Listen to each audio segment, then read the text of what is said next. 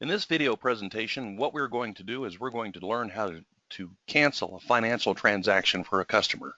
So what we'll do is we'll start by going over here and we're just going to find Mr. Jim Bean.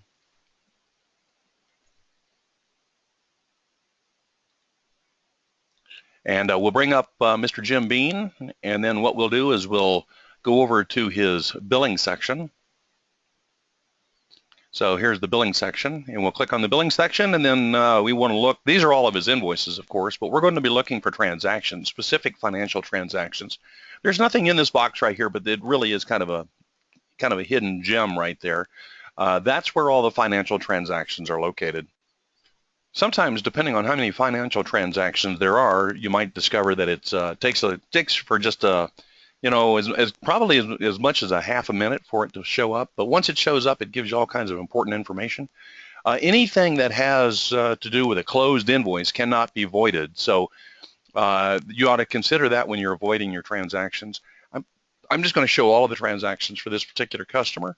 And if I scroll down here to the bottom, I can see that he has some sales tax. There's a net neutrality fee. We'll just go ahead and delete this FCC net neutrality fee. And what this does is it completely backs it out of the invoice, and so it's no longer there. If you have an invoice that has multiple transactions on it, so for example, you can click on invoices. You can go down here and click on one of the invoices down here at the bottom. Whoops, I should have picked one that was open. There's one here at the top. We'll pick this one here at the top. What it'll do is on the left-hand side, it will actually show you the transaction numbers. So I clicked on this invoice 450 at the top here, and if I scroll down to the bottom, you can actually see the transactions that are in that particular transaction or in that particular invoice. And so if you wanted to close this invoice, what you would do is get rid of this net neutrality fee, you'd get rid of the FCC or the sales tax, and you would get rid of the first billing for $36.63. If there was a credit in here instead of a bunch of debits, you would want to delete the credit first so that it doesn't inadvertently, as you're deleting these things, close the invoice, and then at that point you're stuck. You can no longer delete any of the transactions.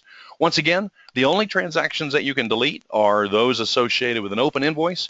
If you have problems with ACH, what we'll do is we'll have an ACH reversal button in there, and it will actually, if it's already closed, invoices with an ACH, you just hit the ACH reversal. And an ACH, of course, is an electronic check. And sometimes the electronic checks, even though we get some sort of notification from the gateway that they've been processed, sometimes they have not been processed. And so you get a notification from the bank that ACH hasn't been processed. And we'll come back and we'll show you how to do that in a little bit.